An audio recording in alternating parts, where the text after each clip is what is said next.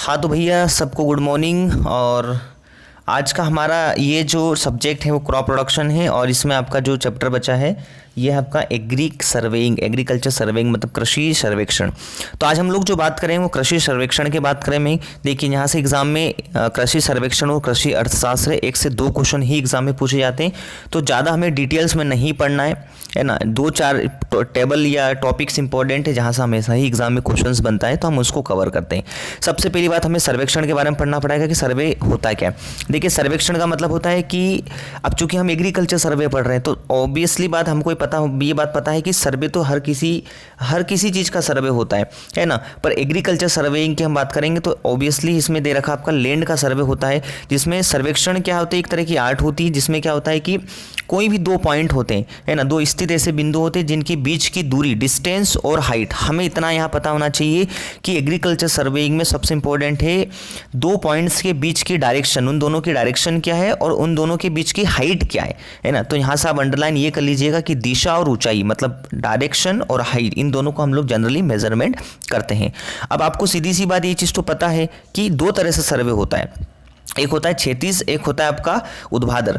तो एग्रीकल्चर में जो जमीन होती है वो कैसी होती है, लैंड जो होती है हॉरिजॉन्टल होती है। तो एग्रीकल्चर सर्वे में जो हमारा मतलब जो आपने देखा होगा रेवेन्यू डिपार्टमेंट में जो पटवारी होता है तो वो क्या करता है, जो लैंड का मेजरमेंट करता है तो हॉरिजॉन्टल मेजरमेंट करता है। एक क्वेश्चन यहाँ से ये इंपॉर्टेंट है। तो जो दो पॉइंट्स होते हैं ना वो हॉरिजॉन्टल के रूप में होते हैं, आपके क्षैतिज रूप में होते हैं है ना। तो दे रखा है बिंदुओं का क्षैतिज समतल के रूप में निरूपण करने की प्रक्रिया सर्वेक्षण कहलाती है। डेफिनेशन आपके सामने यहाँ से मतलब वही दो चीजें कि डायरेक्शन और उनकी हाइट कितनी है और दो पॉइंट्स के बीच का जो हॉरिजॉन्टल डिस्टेंस है और हाइट, इन दोनों को मेजरमेंट हम लोग करते हैं। यह कहलाता है आपका पूरा एग्रीकल्चर सर्वेइंग, ठीक है। और जब सर्वे हो जाता है तो उस चीज़ को हम लोग जनरली मैप के रूप में मतलब मानचित्र के रूप में प्रदर्शित करते हैं है ना। अब इसके उद्देश्य यहाँ से क्वेश्चन बनेगा भैया, सीधी सी बात है ना, कौन कौन से उद्देश्य है। तो सबसे पहले मानचित्र मतलब मैप तैयार करना, खेतों की सीमांकन है ना, जनरली जो किसान होता है उसका जो खेत होता है ना, जो उसका जो एरिया है उसका सीमांकन करना, मतलब कि इसकी भैया इतनी सीमा है, उसके बाद साइड वाले में इसकी सीमा इतनी दे रखी है।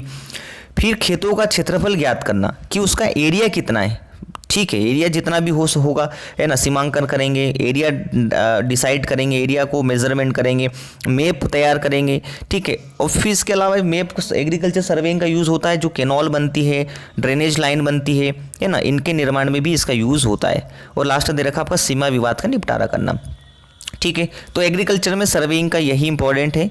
अब सर्वेइंग में आप सिद्धांत की बात करेंगे, देखिए यहाँ से इतना इंपॉर्टेंट जो मैं उसी टॉपिक्स पे डिस्कस करूँगा जो इंपॉर्टेंट है ना, बाकी आप सब रीडिंग करने वाली चीज़ें हैं, आप इसको सब समझ लीजिएगा। तो इसमें सिद्धांत में क्या दे रखा है कि हमेशा संपूर्ण भाग से अधिक भाग की ओर करना चाहिए, किसी भी स्टेशन की स्थिति कम से कम निर्देश बिंदुओं से ज्ञात करना चाहिए, मतलब उन दोनों के बीच में जो पॉइंट्स होते हैं उनके बारे में। अब देखिए सीधी सी बात है, यहाँ से कोई ऐसा लग नहीं रहा कि यहाँ से कोई क्वेश्चन क्रिएट होता है, बनता भी नहीं है। दो बिंदुओं के बीच की दूरी ज्ञात करना, दो पॉइंट्स के बीच की जो डिस्टेंस होती है ना, उसको हमको कैसे याद करना पड़ेगा, बाई पासिंग। या तो भैया आप क्या करें कि किसी भी यंत्र, बिना किसी यंत्र की सहायता से, यहाँ किसी यंत्र की सहायता नहीं ले आती है, आप क्या कहना कि आपके जो कदम होते हैं, स्टेप्स होती है, उनके हम लोग जनरली उनको कैलकुलेट कर लेते हैं, ठीक है। तो इसमें क्या होता है कि जो संख्या मिलती है कदमों की उसकी औसत लंबाई को गुणा करके बीच की दूरी ज्ञात करते हैं दो बिंदुओं की।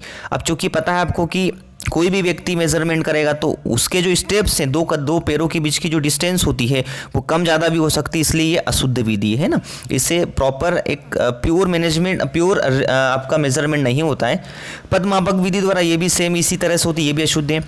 थर्ड है आपका पेडीमीटर है ना, या पेडीमीटर गलत दे रखा है, पेडोमीटर होगा, ये भी हैं। पर चूंकि ये भी उतनी अच्छी विधि अच्छी नहीं मानी जाती, इसमें क्या तरह इस यंत्र द्वारा, चूंकि एक यंत्र भी होता है, ये कदमों की संख्या में कदमों की औसत लंबाई का गुणा कर दिया जाता है और कदमों की संख्या की गणना की जाती है ना। इसमें भी क्या होता है कि दो बिंदुओं के बीच की दूरी बता दी जाती है, ठीक है। फोर्थ दे रखा आपका चाल मापी, ठीक है। चाल मापी मतलब वही भैया कि चाल में समय का गुणा करेंगे तो दो बिंदुओं के बीच की दूरी पता चल जाएगी। चक्कर मापी आप इसको देख लीजिएगा, ठीक है। 6 दे रखा है फीता या टेप, हमारे लिए बहुत इंपॉर्टेंट है ना। अब हमने देखा होगा भैया कि किसी भी चीज़ को हम जनरली टेप या फीते के द्वारा मेजरमेंट करते हैं, तो दो बिंदुओं के बीच की दूरी बहुत ही शुद्धता से, अगर आपके एग्जाम में क्वेश्चन ही पूछता है कि सबसे अच्छी शुद्धता से कौन सी मेथड यूज़ होती है, तो फीता है टेप। ठीक है, ये आप इसको अंडरलाइन कर लीजिएगा। अलग अलग टाइप्स के फीता होते हैं भैया, इनवार फीता, सूती फीता, तार लगा फीता और इस्पाती फीता। हमें हमारे लिए जो इंपॉर्टेंट है वो है आपका इनवार फीता। अब इनवार फीता क्या होता है, ये चूंकि एक निकिल और इस्पात की धातु जो मेटल होती है उससे मिलकर बना होता है। ठीक है, इसकी लंबाई चौड़ाई दे रखी है 35 से 50 और 100 मीटर, ये आप देखना पड़ेगा आपको। चूँकि बहुत ही शुद्धता से इसका प्रयोग किया जाता है मापन में, इसलिए इनवार फीता सबसे इंपॉर्टेंट है। अब अगर आपसे क्वेश्चन पूछे ना कि पेडोमीटर है या चाल मापी है या बाई पासिंग मेथड है, इन सब में सबसे अच्छा जो मेजरमेंट करने का होता है दो बिंदुओं के बीच की दूरी, वो आपका इनवार फीता करता है। हमें इनवार फीता पे ध्यान रखना है। अब सर्वेक्षण के विभाग ये इतना इंपॉर्टेंट नहीं है, ये आप सबको देख लीजिएगा, मैं इसमें डिस्कस नहीं करूँगा।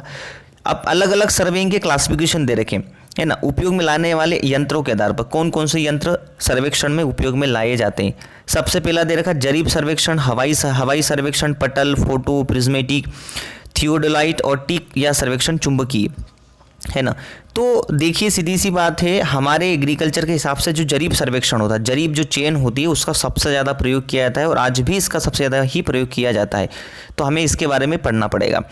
अब दे रखा उद्देश्य के आधार पे, तो किस टाइप का आपका उद्देश्य है उसके आधार पर अलग अलग आपके रखें सर्वेक्षण, है ना, कि भाई आपको इंजीनियरिंग का सर्वे करना है, आपको खनिज का सर्वेक्षण करना है, भूगर्भ का जमीन के अंदर का सर्वेक्षण करना है, या पूरा तात्विक विभाग में जाना है ना। ये हमारे पॉइंट ऑफ व्यू से इतना इंपॉर्टेंट नहीं है, पर हमको बस इतना याद रखना है कि अब जो पढ़ेंगे हम लोग पढ़ेंगे जरीब सर्वेक्षण, और हमारे एग्जाम में यहाँ से क्वेश्चन बनता है जो हम इसको पूरा डिटेल्स में समझेंगे। एग्रीकल्चर सर्वेइंग में चेन सर्वे जो होता है ये सबसे इंपॉर्टेंट होता है। ठीक है, तो क्वेश्चन पूछेगा कि एग्रीकल्चर सर्वे करने के लिए सर्वेक्षण की कौन सा इंस्ट्रूमेंट